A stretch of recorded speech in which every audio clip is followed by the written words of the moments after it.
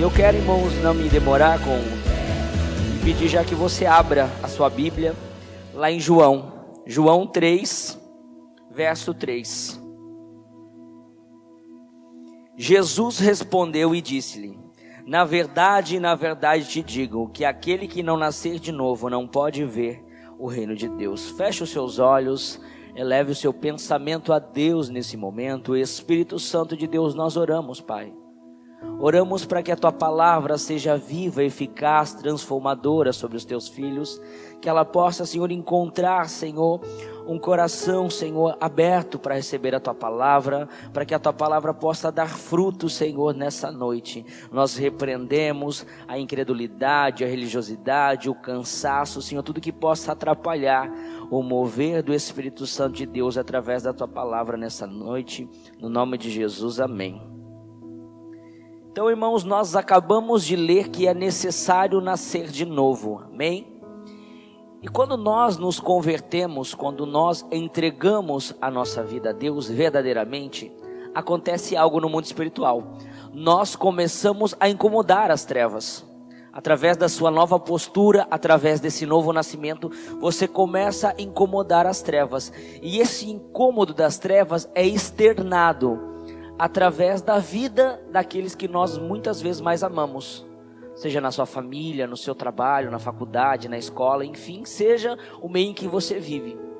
O diabo vai usar dessas pessoas, vai colocar na mente dessas pessoas algumas frases de efeito moral, para que ela possa de repente causar algum efeito na sua vida espiritual, fazendo com que você muitas vezes pare, ou pior, que você até retroceda e muitas vezes desista da caminhada com Deus pelo aquilo que as pessoas dizem a seu respeito. Mas eu quero te dizer que não importa o que as pessoas dizem ao seu respeito, de fato importa o que Deus diz ao seu respeito. E nós fizemos, irmãos, uma enquete bem simples no Instagram. Quantos viram? Mas a enquete dizia: qual é a crítica que nós cristãos mais recebemos das pessoas que não servem a Deus? Mas eu selecionei algumas.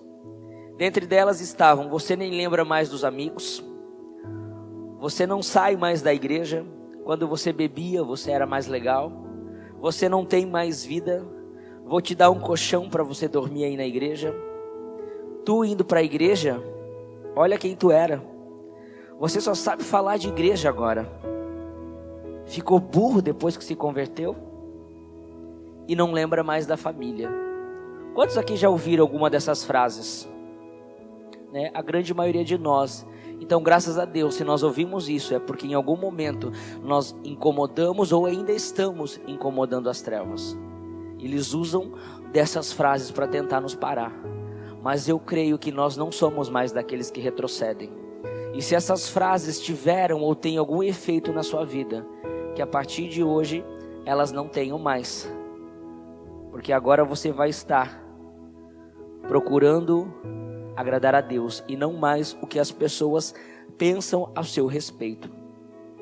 E nós temos que entender um princípio no mundo espiritual. Muitas vezes quando nós ouvimos essas frases ou esses ataques, geralmente a nossa reação é o quê? Geralmente quando alguém é atacado, ela contra-ataca. Mas nem sempre é essa a vontade de Deus. Nem sempre a vontade de Deus é que você responda. A Bíblia diz que há tempo de calar e há tempo de falar. Quando que nós devemos falar? Quando você tem certeza que aquilo que você vai falar é inspirado por Deus. Porque quando nós falamos algo inspirado por Deus, o que sai da nossa boca é espírito e vida. E gera vida no coração das pessoas. Mas quando aquilo que eu falo é a minha verdade, é um achismo meu, aquilo não gera vida. Então as pessoas que dizem essas frases, elas não precisam conhecer a sua verdade.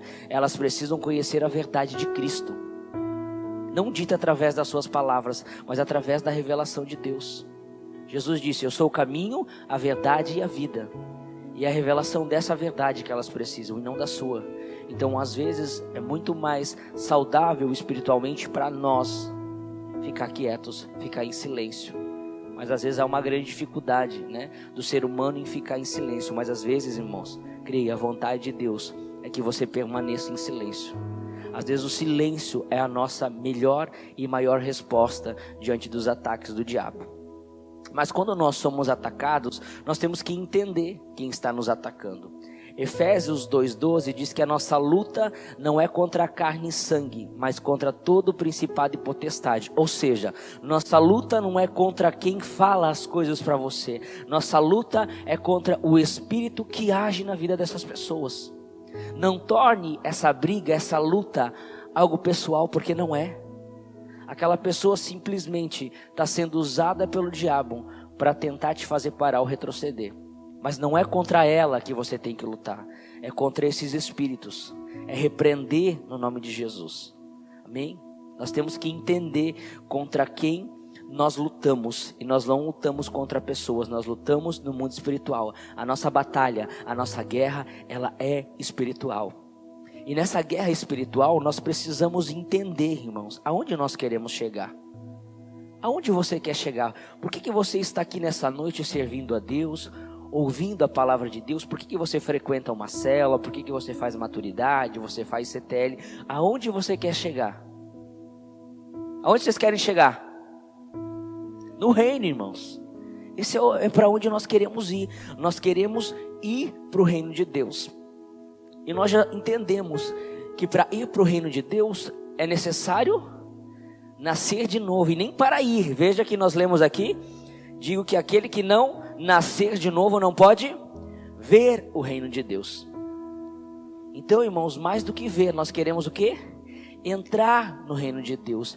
E todo caminho para um novo nascimento antes precisa do quê? De uma morte. Então nós precisamos morrer. E ali nós vemos, continuando o texto que a gente leu, a gente vê Jesus então, falou a Nicodemos, respondeu-lhes e disse: na verdade, em verdade te digo que aquele que não nascer de novo não pode ver o reino de Deus. Disse-lhes Nicodemos: como pode um homem nascer sendo velho? Pode porventura tornar a entrar no ventre de sua mãe e nascer? E Jesus respondeu: na verdade te digo que aquele que não nascer da água e do Espírito não pode entrar no reino de Deus. Então, se nós queremos entrar no reino de Deus, é necessário nascer da água e do Espírito.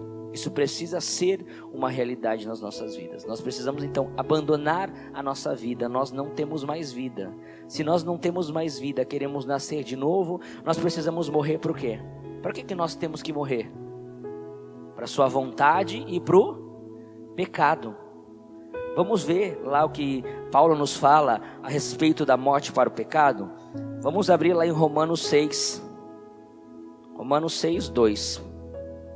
De modo nenhum, nós que estamos mortos para o pecado, como viveremos ainda nele? Ou não sabeis que todo quantos fomos batizados em Jesus Cristo, fomos batizados na sua morte? De sorte que fomos sepultados com ele pelo batismo na morte, para que como Cristo foi ressuscitado dentre os mortos pela glória do Pai, assim andemos nós também em novidade de vida. Porque se fomos plantados juntamente com ele na semelhança da sua morte, também seremos da sua ressurreição. Sabendo isso, que o nosso velho homem foi com ele crucificado, para que o corpo do pecado seja desfeito, para que não sirvamos mais ao pecado, porque aquele que está morto está justificado para o pecado. Ora, se já morremos com Cristo, cremos que também com ele viveremos, sabendo que, tendo sido Cristo ressuscitado dentre os mortos, já não morre, a morte não mais tem domínio sobre ele. Pois quanto a ter morrido de uma vez morreu para o pecado, mas quanto a viver, vive para Deus. Assim também vós, considerai-vos certamente mortos para o pecado, mas vivos para Deus em Cristo Jesus. Então, irmãos, nós precisamos nos considerar, assim como Paulo, mortos para o pecado, mas vivos para Deus.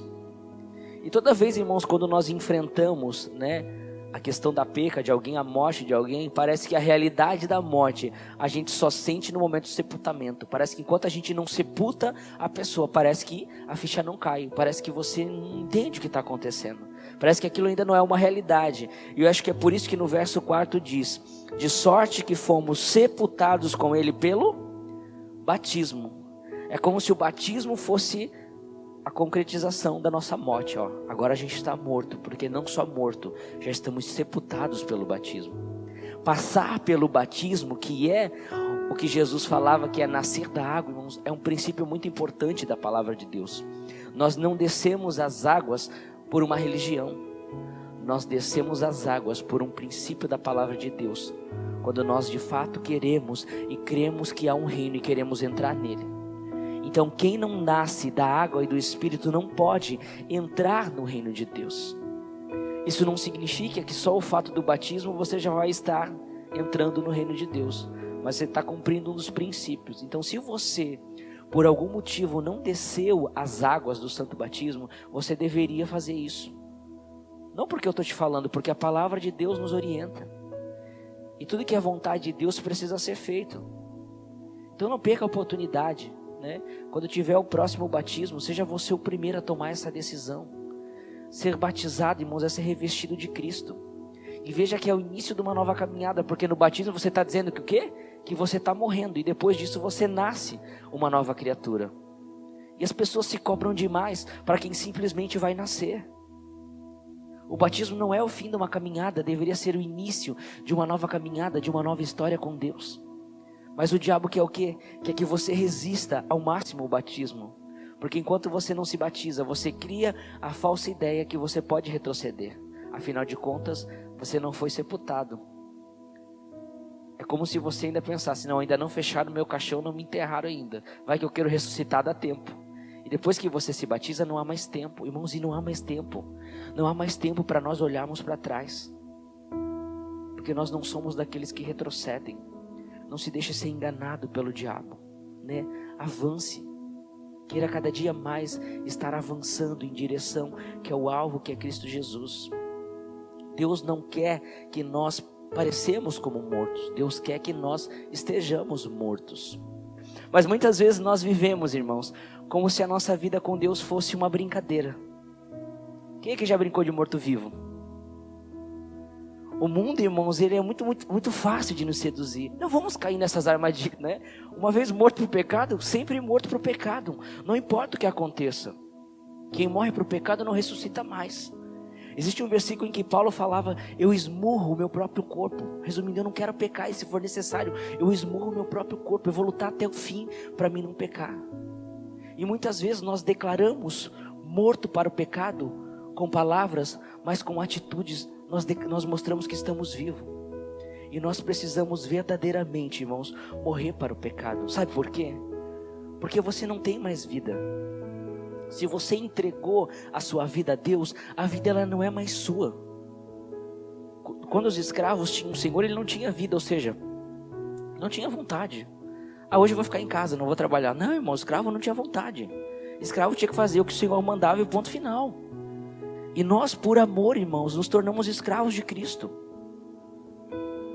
A Bíblia fala sobre o servo da orelha furada, que podendo ir embora, preferiu ficar. Esses somos nós. Nós não estamos presos, mas nós decidimos ficar. Escravos do amor e da vontade de Deus. Porque cremos na perfeita vontade de Deus para as nossas vidas. Nós precisamos crer nisso, precisamos crer nessa forma. E muitas vezes nós deixamos de crer na palavra de Deus para acreditar em teorias, em conhecimentos mundanos. Tem gente acreditando mais em filme da Disney do que na palavra de Deus. A maioria dos filmes, irmãos, em algum momento as pessoas se olham, daí se cria aquele clima, e daí eles dizem, siga o seu coração. E aquilo nos filmes parece lindo. Eu segui o meu coração. Irmãos, eu quero dizer que só funciona em filme. Na nossa vida, seguir o coração não funciona. Nunca vai funcionar. Sabe por quê? Porque a palavra de Deus nos mostra que isso não é o padrão de Deus. O padrão de Deus não é seguir o coração. E eu quero mostrar para você, através da palavra de Deus, para que você não permaneça com esse seu olhar incrédulo, né? Que isso não é a palavra de Deus. Vamos lá em Marcos 7, 21 e 22. Portanto, do interior do coração dos homens saem os maus pensamentos, os adultérios, as fornicações, os homicídios, os furtos, a avareza, as maldades, o engano, a dissolução, a inveja, a blasfêmia, a soberba, a loucura. Todos esses males procedem de dentro e contaminam o homem. Então, quando nós seguimos o nosso coração, nós estamos o quê? nos contaminando. Então nós não estamos aqui mais para seguir o nosso coração. Nós estamos aqui para seguir a vontade de Deus, que é ministrada ao nosso espírito. Deus se comunica através do nosso espírito. Então é o nosso espírito que precisa nos guiar através da nossa intuição e não mais o nosso coração. O coração representa o que? Emoções. E emoções são passageiras. Nós não tomamos decisões mais pela emoção, porque a emoção muda. Depois a gente se arrepende das coisas que decide seguindo o coração. Então o nosso coração nunca vai nos levar para a direção do reino de Deus. Sempre na direção contrária. Se eu quero ir na direção do reino de Deus, eu tenho que viver a vontade de Deus para a minha vida. Eu tenho que crer que agora Cristo vive em mim. E é isso que diz lá em Gálatas 2:20. Vamos ler Gálatas 2:20? Já estou crucificado com Cristo, e vivo não mais eu, mas Cristo vive em mim. E a vida que agora vivo na carne, vivo-a pela fé do Filho de Deus, o qual me amou, se entregou a si mesmo por mim. Então, se eu creio,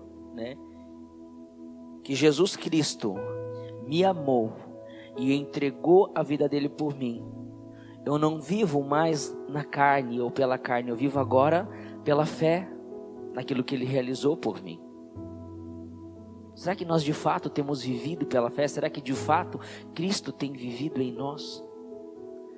Para que Cristo viva em nós, irmãos, nós precisamos entender algo fundamental do Evangelho de Cristo, que são as duas substituições. Primeiro, a cruz. A cruz era para quem?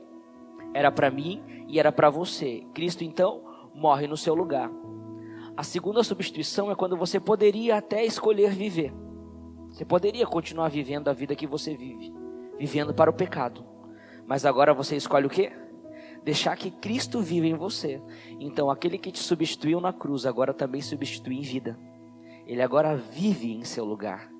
Mas ele não vive em seu lugar para tirar algo de você. Ele vive no seu lugar para te dar algo ainda melhor, que é a vida de Deus, que é a vida que Cristo escolheu para você. E o nosso problema é não às vezes acreditar na vontade de Deus e procurar viver a nossa própria história. Existe uma frase que eu gosto muito, e eu já citei ela algumas vezes, que é do Rodolfo Abrantes. Ele citou essa frase, se eu não me engano, num programa de televisão, onde ele disse o seguinte: se o jeito dele me amar foi dando a vida dele por mim, agora eu dou minha vida para ele. Ele tinha vários motivos para continuar vivendo talvez a vida dele. Alguém que tinha muito dinheiro, alguém que tinha fama, que tinha status, mas abriu mão de tudo quando entendeu o propósito de Deus para a vida dele. E eu imagino, irmãos, que ele não perdeu nada. Eu imagino que Deus já deve ter restituído tudo. Porque com Deus a gente nunca perde, irmãos. A gente perde as coisas ruins, mas coisas boas a gente não perde. Porque Deus, irmãos, não fica devendo nada para ninguém. Tudo que você deixar por Ele, certamente você vai receber ainda mais. Mas às vezes nós não cremos dessa forma, nós não temos isso como realidade. As pessoas querem ir até Deus, mas elas querem o quê? Ir de qualquer jeito.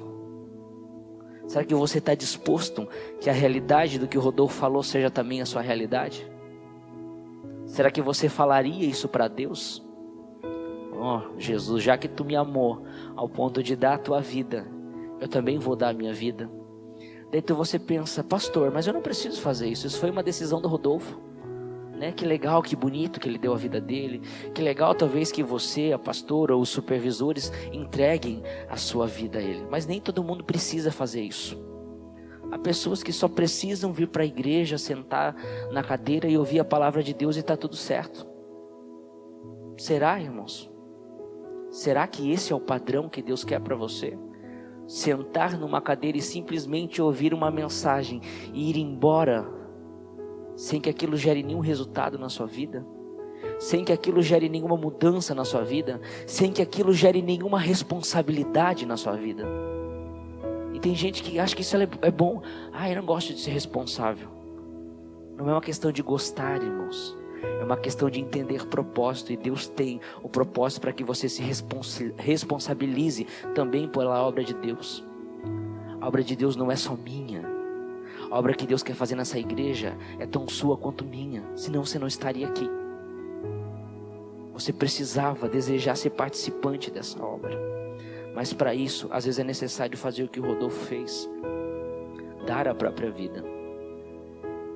E Deus não quer as suas palavras, o seu belo discurso. Deus não precisa disso. Deus quer a sua vida. Deus quer que você entregue a sua vida a Ele.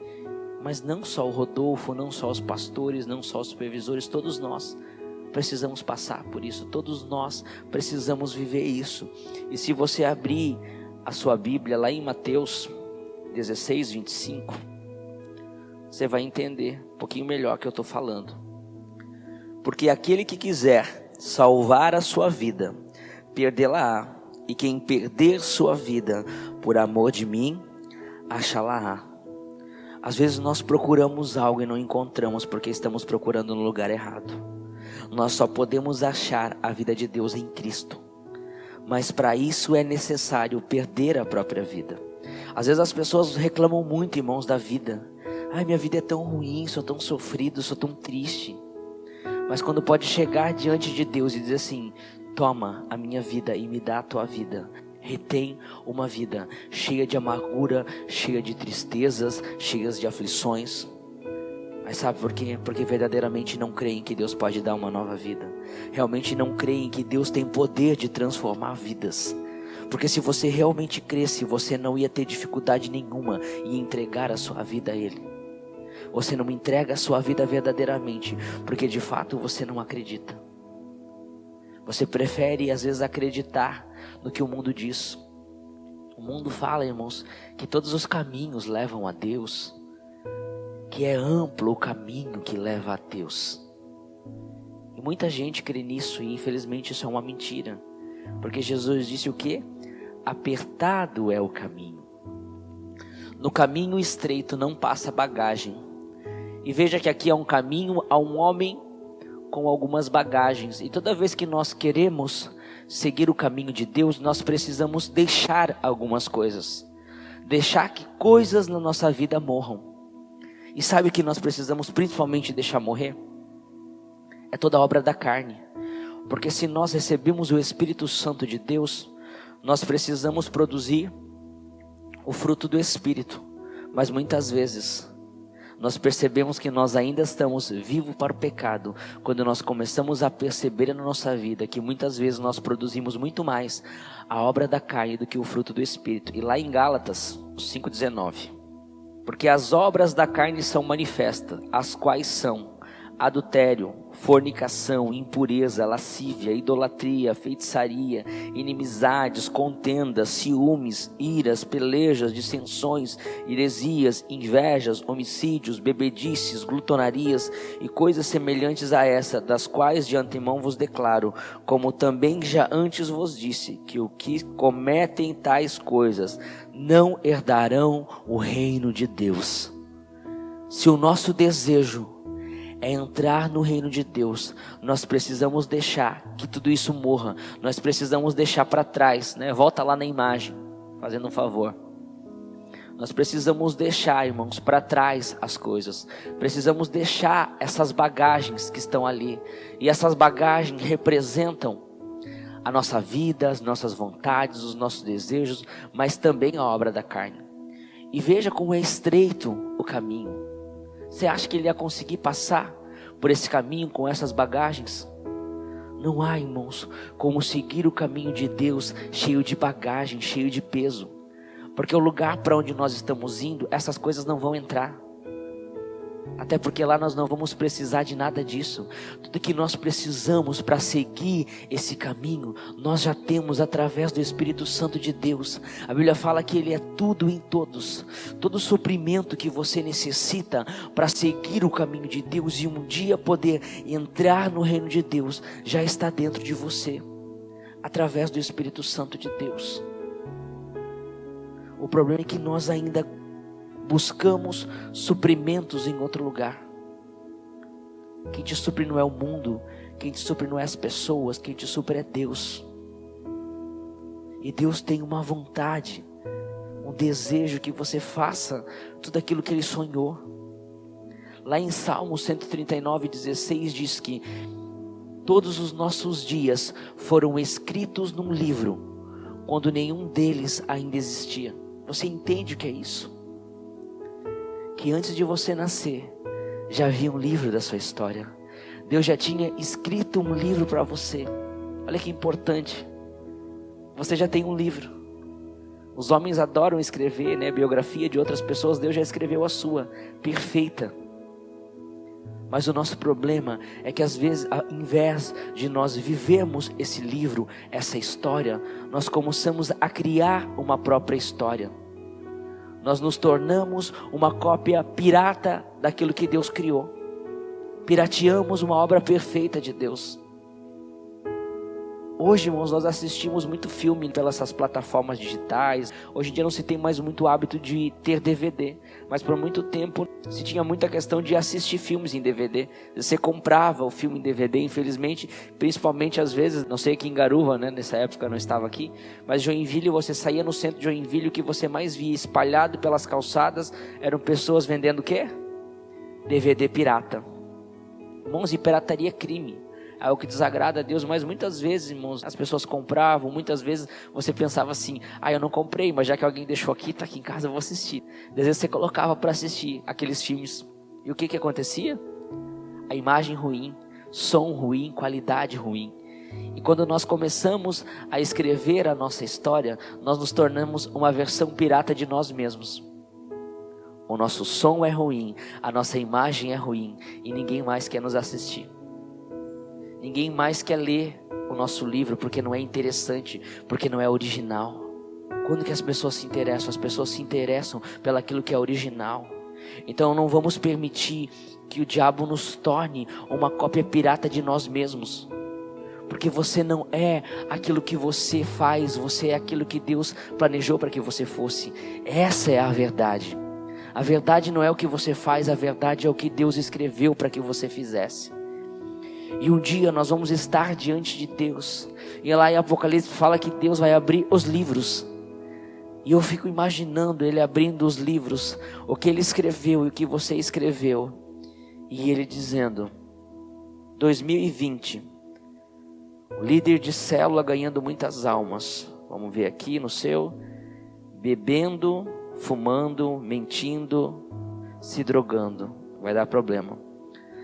Vamos ver em 2021, supervisor de célula, mas continua bebendo, fumando e se drogando. Irmãos, nós vivemos um tempo da graça e nós precisamos de fato entender isso.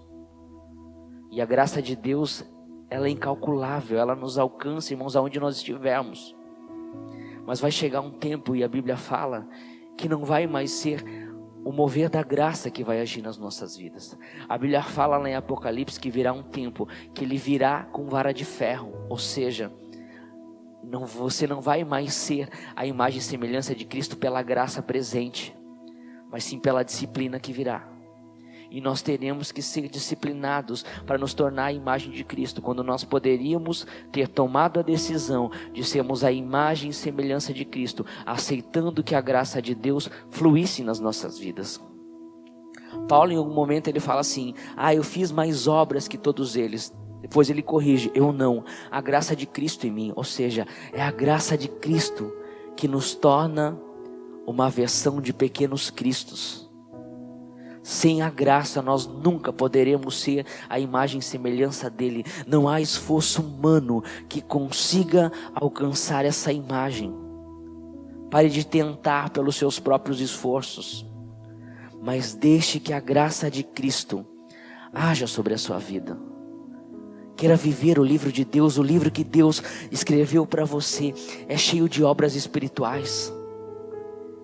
É cheio de vidas que você vai encontrar, e através da vida de Deus em você, pessoas vão ser transformadas.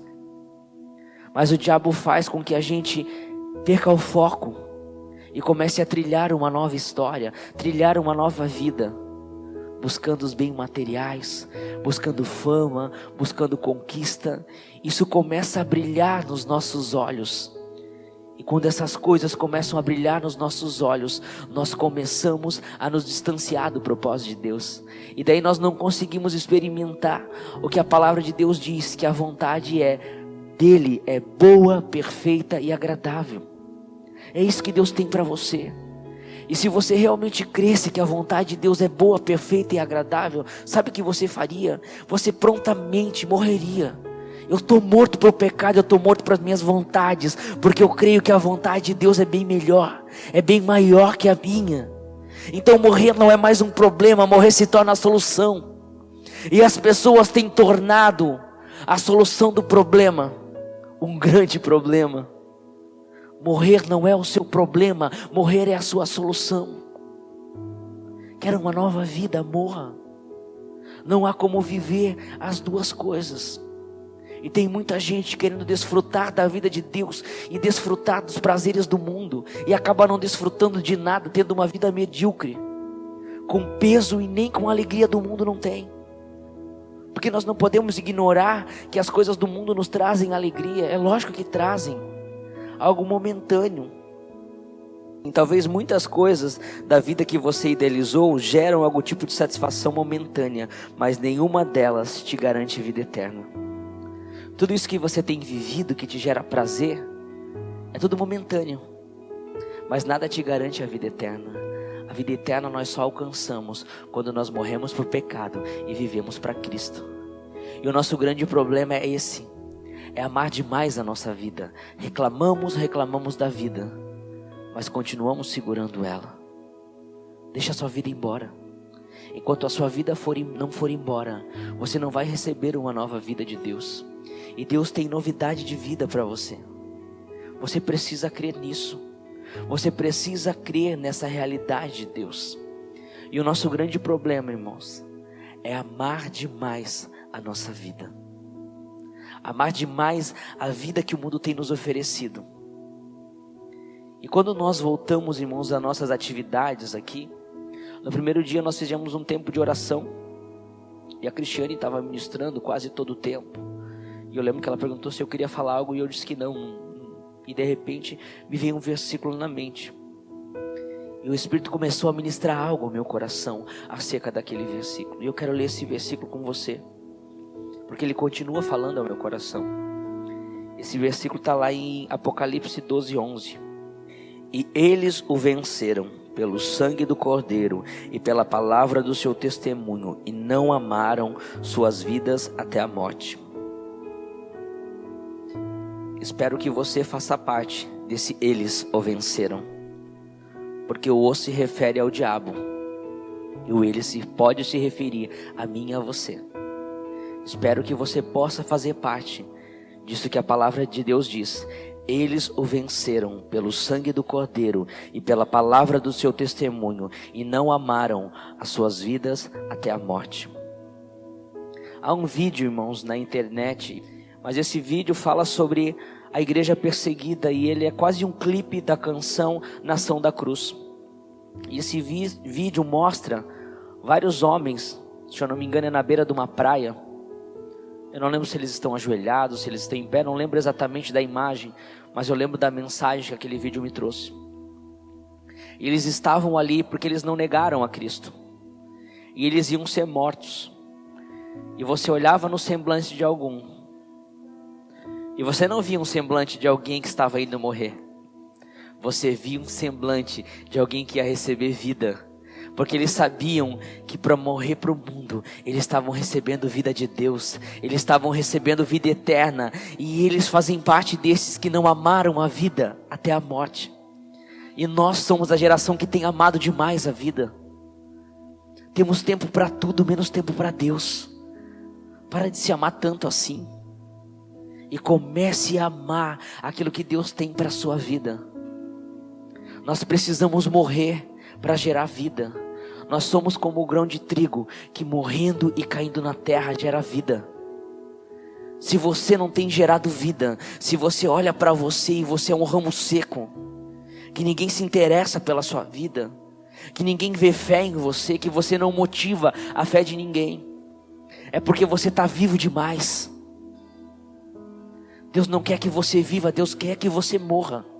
O desejo de Deus é morre, morre.